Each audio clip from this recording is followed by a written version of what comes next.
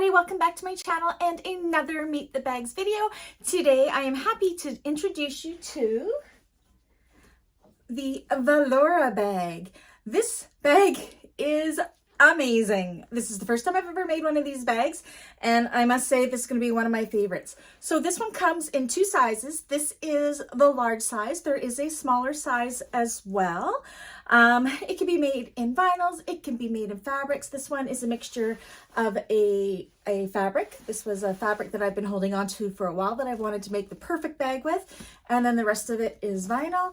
It could be all vinyl. It could be two colors of vinyl. It could be whatever you like.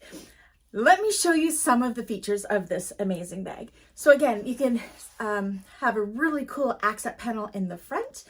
On the back, you have a really large slip pocket. We have purse feet on the bottom. We have a crossbody strap that can come on and off. It's a dual type of closure, so we have magnetic snaps as well as a zipper closure.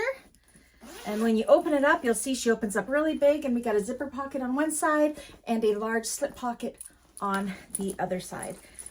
Yeah, this is just such a unique and fun bag. I just love it.